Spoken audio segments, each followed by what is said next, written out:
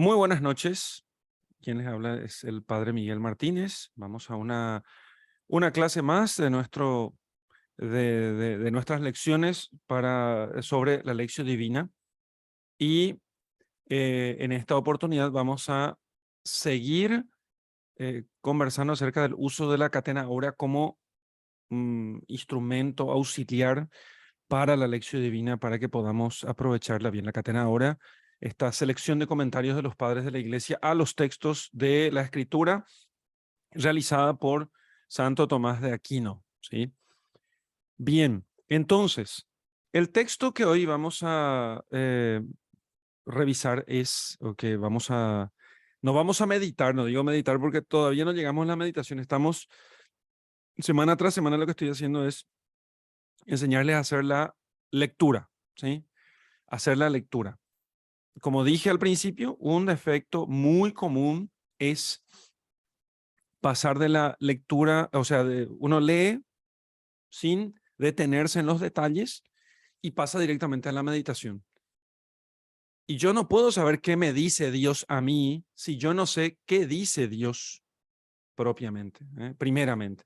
Por eso es muy importante saber qué dice Dios primero y después, solo después, pasar a ver qué es lo que dice Dios, ¿sí? ¿Qué es lo que dice Dios? Perdón, qué dice Dios primero y después qué dice Dios a mí, quiero decir, ¿no? Entonces, primero qué dice Dios y luego qué me dice Dios a mí. O si no, no puedo realmente saber qué es lo que me dice Dios a mí. Y la lección divina, la meditación se convierte en una especie de, perdone la expresión, un divague acerca de mis impresiones personales, ¿sí? Mis deseos personales, mis deseos propios acerca de lo que yo quiero que diga la Escritura y no realmente lo que dice la Escritura propiamente, ¿sí? Si bien es cierto, nunca vamos a poder nosotros llegar al fondo definitivo, porque como la Escritura tiene su fuente en el mismo Dios, siempre podemos escarbar más, siempre, porque esta es una fuente, digamos así, inagotable de, de verdad divina, ¿sí? Entonces, siempre podemos nosotros volver, no digo cada año, digo cada día podemos profundizar un poco más, pero en las escrituras, sin que realmente nunca ellas se agoten.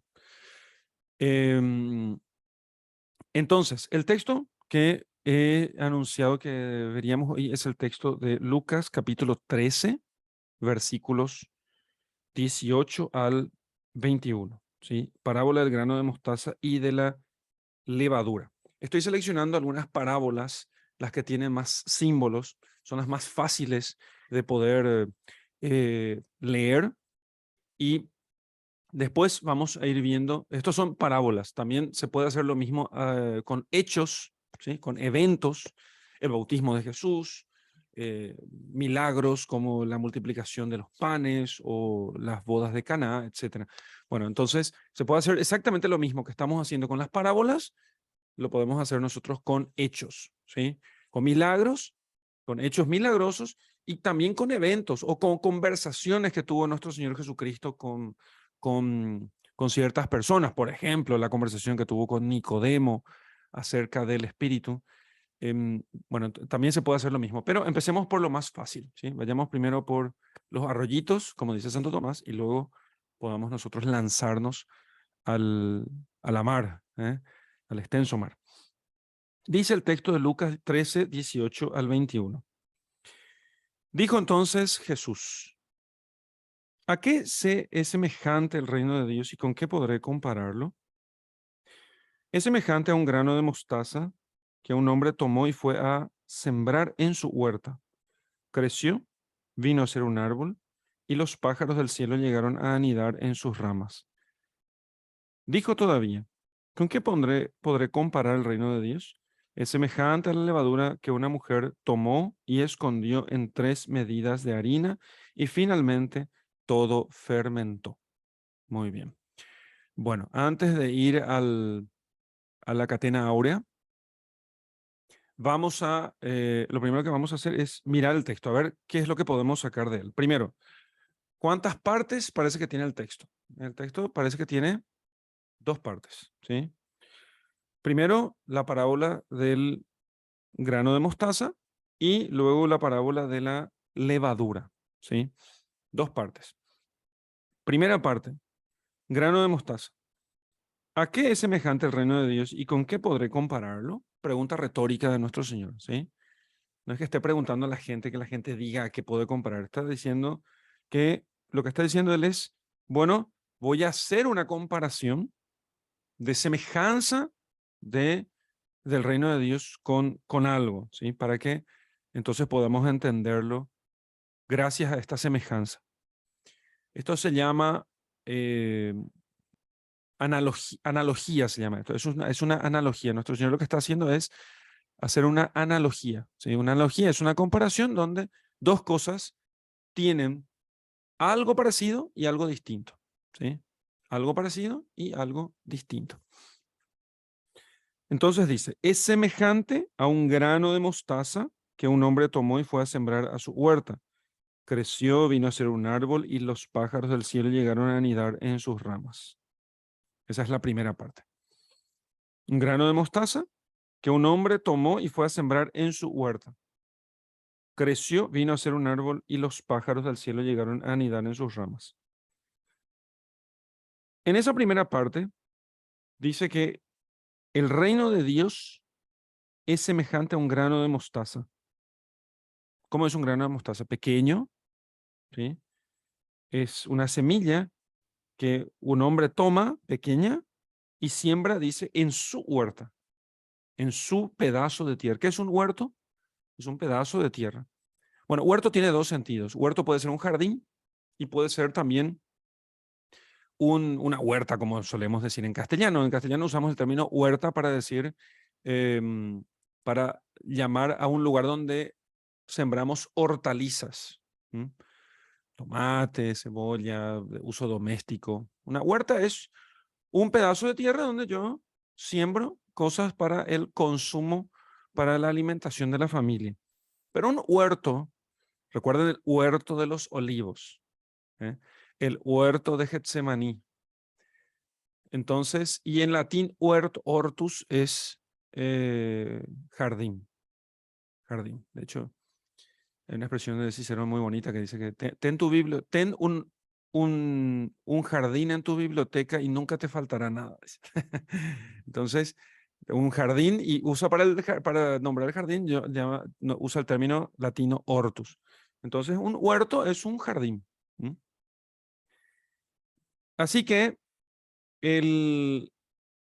a ver un poquito esto. Solo un segundito, ¿sí?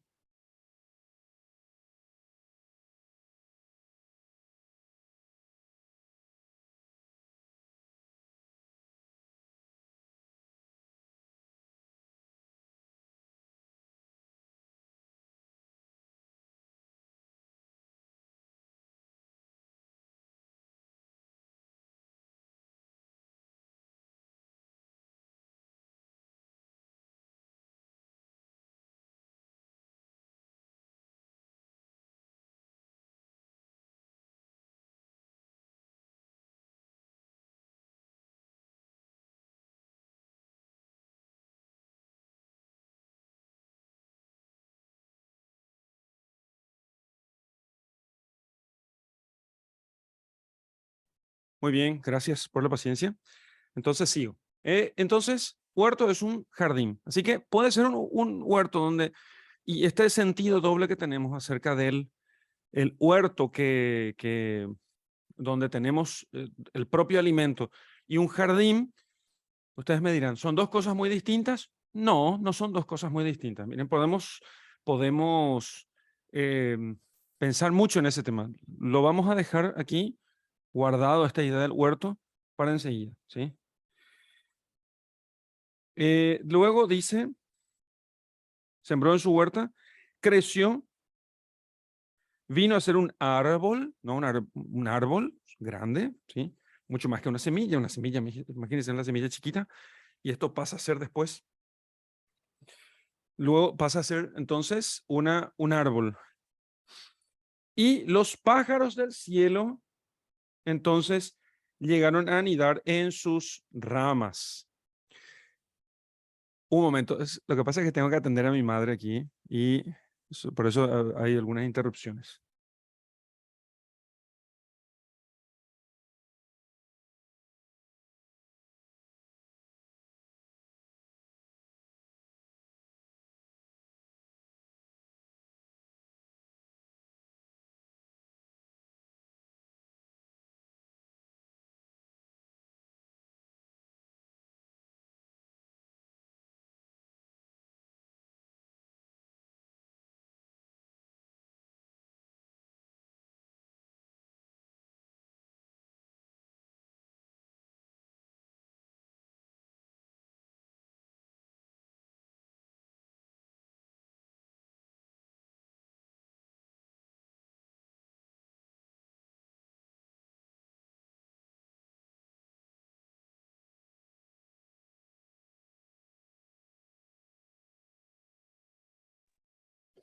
Bien, entonces, y llegan a anidar sus ramas estos pájaros que vienen junto a él, ¿sí? Junto al árbol, ¿sí? ¿Qué hace un pájaro cuando viene al árbol? Un pájaro necesita un árbol para poder hacer allí su nido, ¿sí? No es una cuestión secundaria. Entonces, en un árbol es donde está más seguro, donde está, donde puede desarrollarse, allí puede hacer su casa. Aunque la escritura también dice que, fíjense ustedes, si alguno recuerda, donde también dice que las aves del cielo vendrán a hacer sus nidos en tus altares. ¿Mm? Dice el Salmo que en tus altares, Señor, harán sus nidos las aves del cielo. Entonces tiene mucho que ver este olivo, ¿sí? Este olivo, esta mostaza, perdón, este grano de mostaza, este árbol con aquel altar donde las aves vienen a hacer sus nidos, ¿sí? Bueno, entonces, claro, uno dice, pero las aves no hacen nidos en un altar. Qué lugar más extraño para poder hacer un nido, ¿no? Lo que hace es hacer un nido en un árbol, no en un altar. A no ser que este árbol y este altar tengan algo que ver. Y tiene todo que ver. Fíjense ustedes.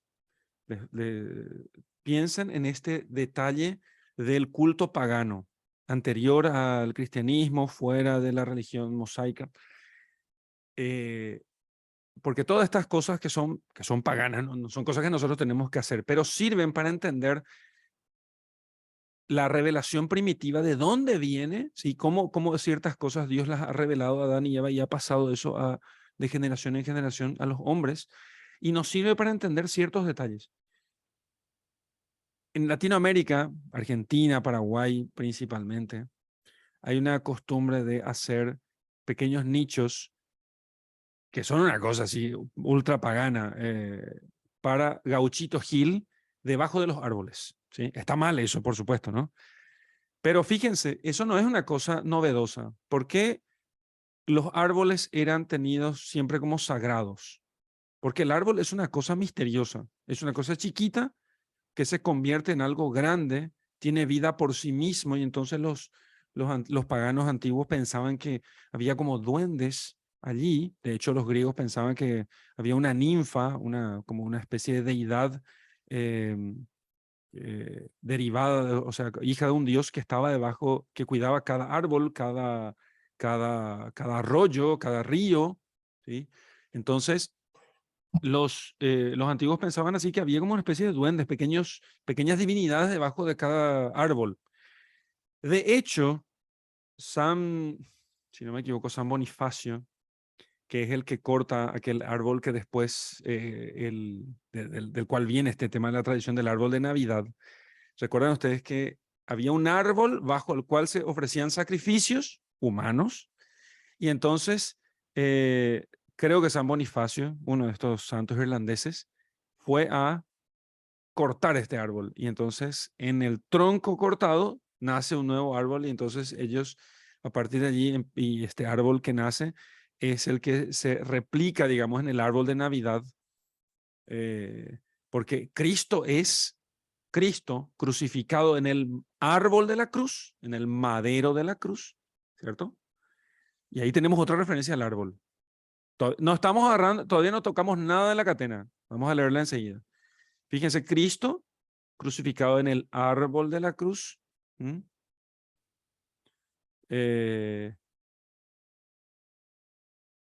No hace falta que lean la Biblia para recordar el tema del árbol de la cruz. ¿Dónde se dice árbol de la cruz?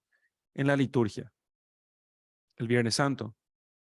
Mirad el árbol de la cruz donde estuvo clavada la salvación del mundo. Venid, adoremos. Viernes Santo, ¿sí? Mientras el sacerdote va descubriendo la cruz. Eso está fundado en las Escrituras, ¿eh? Entonces, ¿qué árbol es este? Este árbol tiene relación con el altar. Este árbol tiene relación con la cruz, ¿sí? Este árbol simboliza en cierto modo la presencia de Dios, la divinidad, ¿sí? Los antiguos entendían que había, debajo de los árboles habían como dioses, ¿sí? ¿Por qué eso? Porque seguramente les quedó en el oído a lo largo de los siglos que Dios salvaría al mundo en un árbol. Muy probablemente. Que Dios salvaría al mundo en un árbol. ¿Qué árbol? Bueno, hagamos cultos debajo de los árboles. Los vikingos también, los nórdicos vikingos también tenían cultos debajo de los árboles. ¿Sí? De nuevo, porque el árbol tenía esa connotación, es una cosa chiquita que crece, entonces es algo realmente misterioso, es casi como decir, es algo que da lo que no tiene, el tamaño, ¿no? La extensión. Bueno, entonces, fíjense, y estos pájaros del cielo vienen y anidan en él. Bueno, hasta aquí podemos llegar, después vamos a leer más la catena para ver más cosas. Todavía no estamos diciendo qué dice el texto, ¿sí? ¿Qué dice el texto? Después dice que en la segunda parte, ¿con qué podré comparar el reino de Dios? Otra pregunta retórica. Es semejante a la levadura que una mujer tomó y escondió en 3 medidas de harina y finalmente todo fermentó. Levadura, una cucharadita de levadura, luego 3 medidas de harina, ¿sí? Una medida de harina, ¿cuánto es una medida de harina? Es una buena pregunta. Entonces, a ver, miren, lo que nos dice aquí, bueno, el comentario no me dice nada sobre las medidas de harina. Voy a ver si me dice algo en, en la catena, ¿sí? En cualquier caso, es una medida que puede ser un puñado, 3 puñados de harina, son 3 medidas de harina, ¿sí? ¿Eso puede significar algo? Sí, podría significar algo. 3 medidas de harina. Pero es un poquito de levadura en 3 puñados de harina y entonces eso hace que fermente la masa, ¿sí? Lo hace crecer. De nuevo, el mismo elemento de algo pequeño que hace que la cosa crezca, ¿sí? Así como la iglesia que es pequeña y crece y luego sirve para que vengan las aves, así también la levadura es pequeña, se coloca en la harina y la harina entonces, la masa que era pequeña ahora termina creciendo. Entonces, pero fíjense, dice que la mujer toma la levadura y la esconde en 3 medidas de harina, la esconde. ¿Mm? Significa que la levadura está escondida en las 3 medidas de harina. Bueno, si se corta la transmisión otra vez hoy, sepan que es porque la tormenta está llegando, ¿sí? Igual voy a seguir grabando esto y después la voy a subir, que hoy espero ya que salga bien la grabación.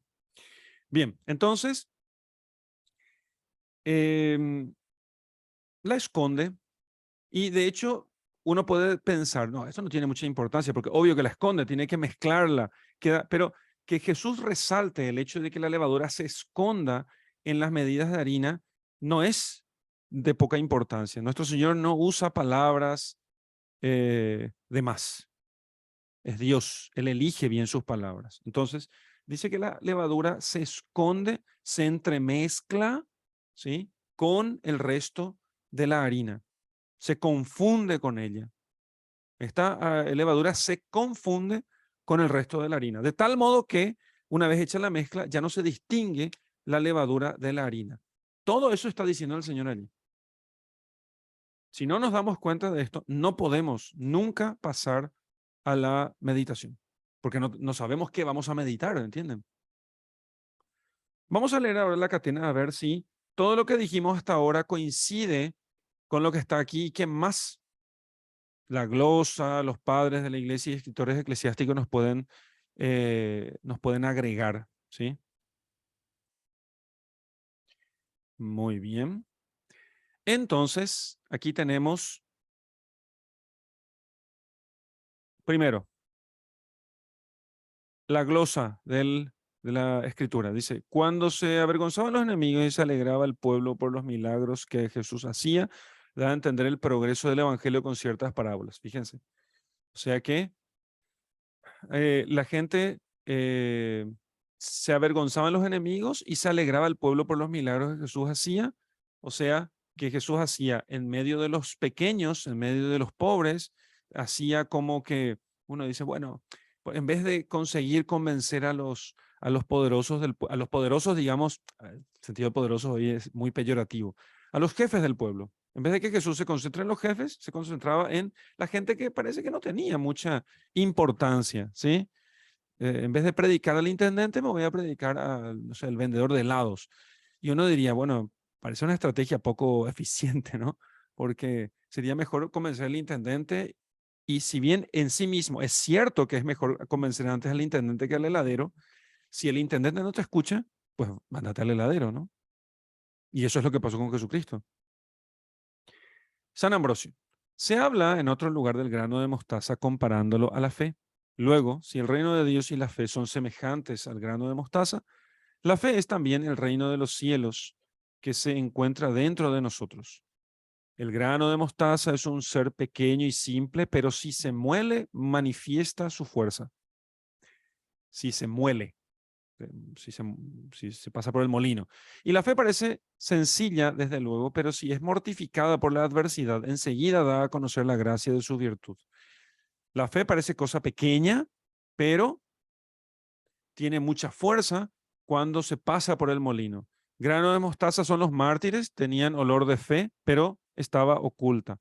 Vino la persecución, fueron heridos por la espada y esparcieron por todos los ámbitos del mundo los granos de su martirio. También el mismo Dios es grano de mostaza. Quiso ser mortificado para que dijésemos, somos buen olor de Cristo. Quiso también ser sembrado como el grano de mostaza que toma un hombre y lo siembra en su huerto. Jesucristo en un huerto fue preso, en el huerto de Getsemaní, y sepultado. Fíjense la comparación que hace. Jesucristo en el huerto, eso es lo que dijimos nosotros. Huerto, fuimos pensando, huertos, ¿dónde hay huertos aquí? Huertos de Getsemaní. Muy bien, tenemos un huerto aquí. Entonces Cristo en un huerto fue preso, pero también resucitó en un huerto, porque el lugar donde estaba el sepulcro era un huerto. Jesucristo en un huerto fue preso y sepultado, también resucitó en un huerto y se convirtió en árbol. Cristo se convirtió en árbol, dice. Fíjese lo que dice Ambrosio. O sea, en un árbol que da la vida. En un árbol que da la vida. Por lo cual sigue, y se hizo grande árbol. Porque nuestro Señor es un grano cuando está sepultado en la tierra y árbol cuando se eleva hasta el cielo. Fíjense, porque el grano se sepulta en tierra, la semilla, y cuando, por eso los árboles tenían eso de divino para los antiguos paganos, porque al crecer la semilla, ¿hacia dónde crece? Va hacia arriba, sube, sube, sube hacia arriba, sube hacia arriba. ¿Cuál es el único elemento que sube siempre hacia arriba? El fuego, que justamente los antiguos comparan con la divinidad, porque en el cielo están las luces hechas de fuego, y el fuego cuando uno enciende siempre va hacia arriba. Entonces, el elemento que está entre los elementos del mundo sublunar mutable es el fuego que está más arriba. La tierra está abajo, el fuego está arriba. Entonces, pero el árbol se siembra la semilla y sube y busca el cielo, como el fuego. Por eso tenía algo de divino aquello. Y Jesús es sembrado en tierra, muerto y resucitado sube al cielo. Por eso se parece a un árbol. Luego dice, Nuestro Señor es un grano cuando está sepultado en tierra, árbol cuando es elevado hasta el cielo. Es también árbol que da sombra a todo el mundo. Por lo que sigue. ¿Por qué? Porque dice, a la sombra de tus alas, me escóndeme, dice el salmista. Salmo 51. Y el árbol da sombra.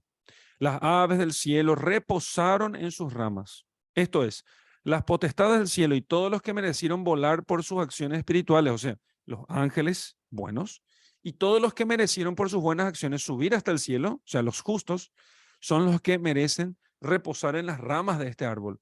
Las ramas son San Pedro y San Pablo, en cuyas enseñanzas se descansa de ciertas cuestiones y los que estábamos lejos volvemos a su seno, tomadas las alas de las virtudes a través de las controversias.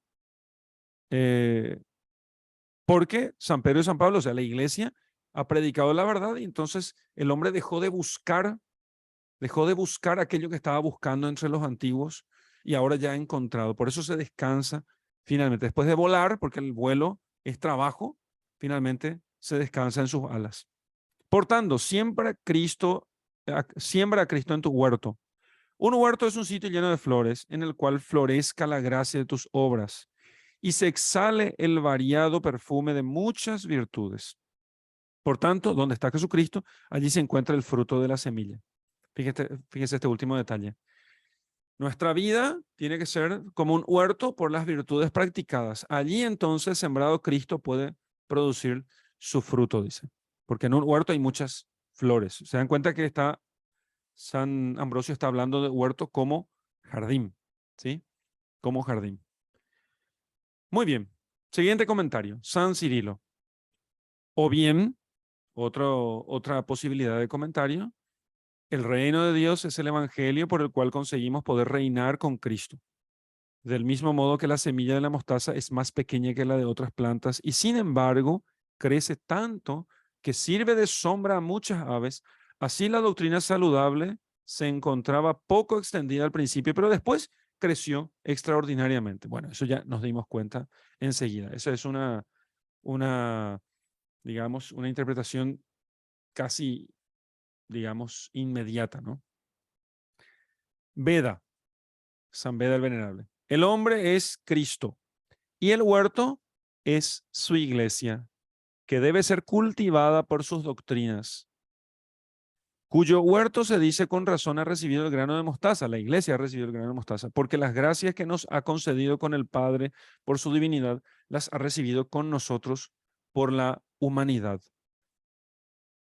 Las gracias que nos ha concedido con el Padre por su divinidad, las ha recibido con nosotros por la humanidad. Creció la predicación del Evangelio y se extendió por todo el mundo. Crece también en el alma de todo creyente porque ninguno se hace perfecto de pronto, porque va empezando de a poco. Creciendo pues se eleva no como las hierbas que se secan pronto, sino a semejanza de los árboles que se elevan mucho y no se secan tan fácilmente.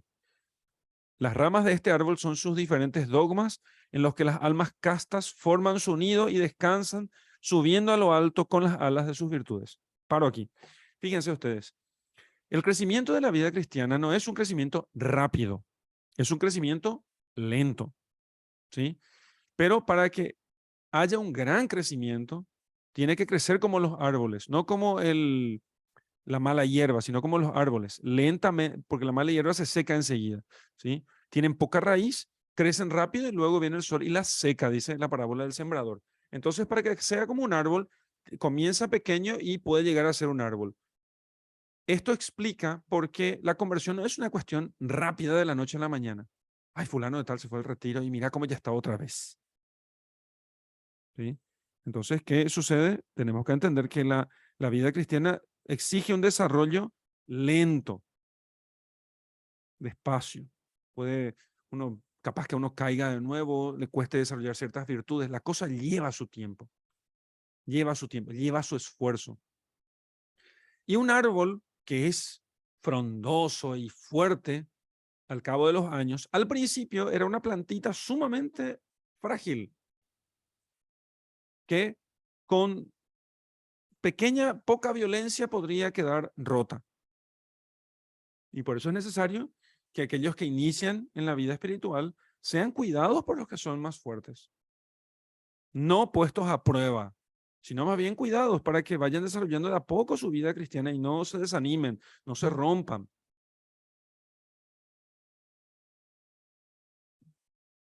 Por mucho entusiasmo que haya al principio de la vida cristiana, ese entusiasmo es como la savia que crece, que corre rápidamente por las venas, digamos así, de esa planta tan delicada, pero la planta sigue siendo delicada.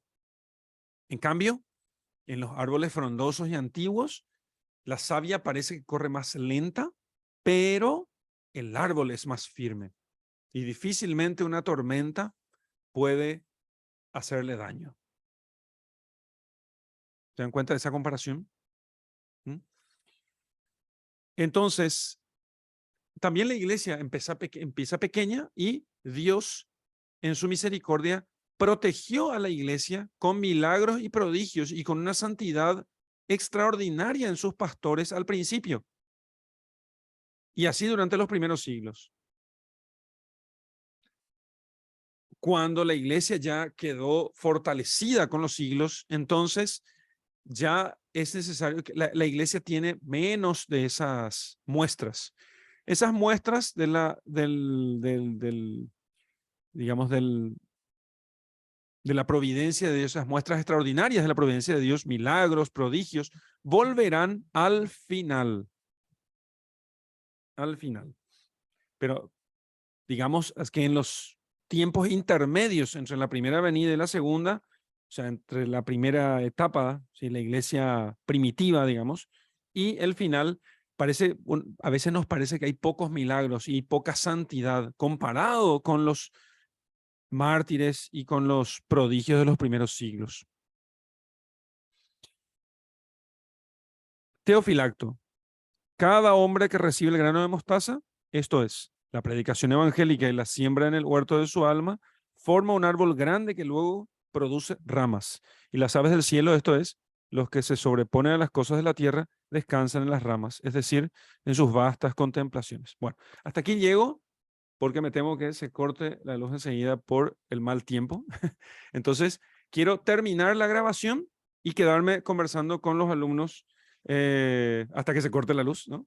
Entonces, eh, hasta aquí la grabación de esta aula con esta forma práctica de hacer lectura, ¿sí?